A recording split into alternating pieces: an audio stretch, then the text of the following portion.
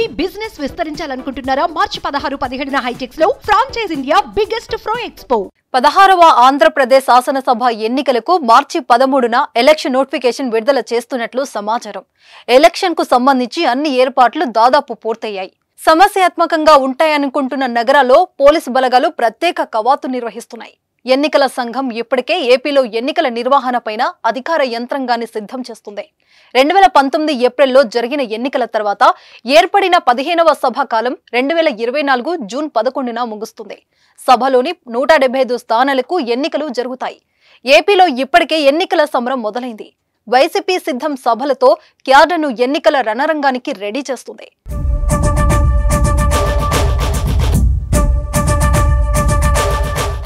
చంద్రబాబు, పవన్ కళ్యాణ్ ఎన్నికల సమరశంఖం పూరించారు.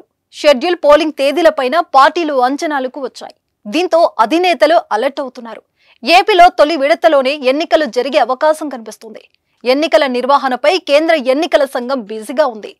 ఇప్పటికే పలు రాష్ట్రాల్లో ఎన్నికల సంఘం అధికారులు పర్యటిస్తున్నారు. ఆయా చోట్ల ఎన్నికలు నిర్వహించేందుకు పరిస్థితులపై అంచనాకు వచ్చారు. అన్ని రాష్ట్రాల్లో అధికారుల పర్యటన మార్చి 13 లోపు ముగియనుంది. 13, 14 తేదీలో లోక్సభ, ఏపీ అసెంబ్లీ ఎన్నికల షెడ్యూల్ విడుదల చేసే అవకాశం ఉంది. గత ఎన్నికలకు 2019లో మార్చి 10న ఎన్నికల సంఘం షెడ్యూల్ ప్రకటించింది. మార్చి 18న నోటిఫికేషన్ జారీ అయింది.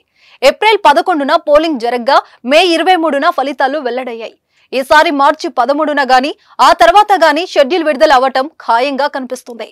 ఈ లెక్కన ఏప్రిల్ 15 నుంచి 20 మధ్య పోలింగ్ ఉంటుందని అంచనా వేస్తున్నారు. ఏపీలో తొలి విడతల్లోనే 175 అసెంబ్లీ, 25 ఎంపీ స్థానాలకు పోలింగ్ జరుగుతుందని భావిస్తున్నారు.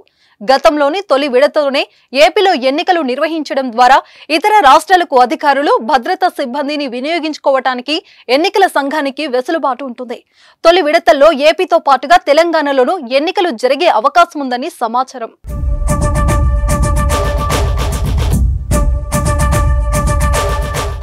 ఢిల్లీలో జరుగుతున్న పరిణామాలు, అందుతున్న సంకేతాలతో ఏపీలో ప్రధాన పార్టీలు అలర్ట్ అయ్యాయి.